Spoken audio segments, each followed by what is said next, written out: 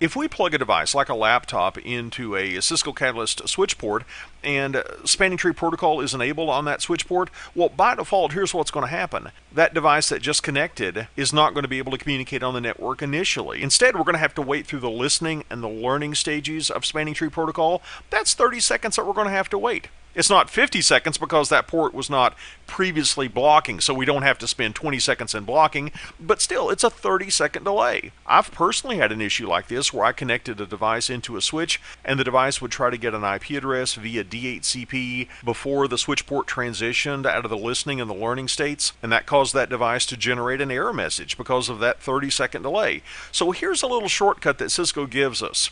Cisco says, if we have an access port that's connected to an in station, we promise it's not going to be connected to a switch. We're promising this Cisco Catalyst switch that BPDUs should never be received. What we can do is go into an interface. Let's go into interface gigabit 1/0/13 on this switch.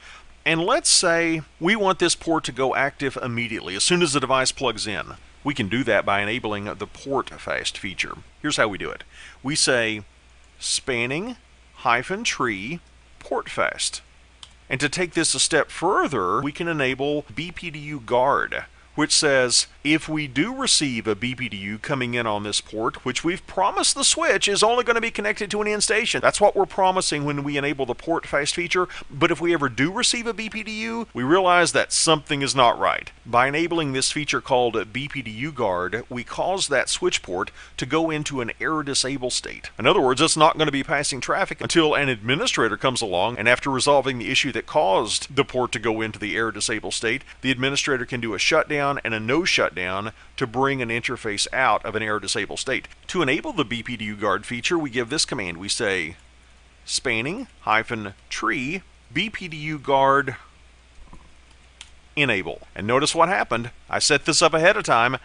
I had this port connected to another switch, and because a BPDU was seen on this port, even though I promised the switch that, hey, you're an access port and I'm going to turn on PortFast, and I promise not to connect you to another switch, I did it anyway so that we could see this error. It says a BPDU guard error was detected on this interface, and it put that port into an error disable state. Again, to fix this, we should disconnect this port from a switch, and to bring it out of error disable state, in interface configuration mode, we can do a shutdown followed by a no shutdown. And I did this in interface configuration mode, but there's another approach. If we wanted to turn this on more globally, we could, in global configuration mode, enable PortFast on all interfaces that are not trunking.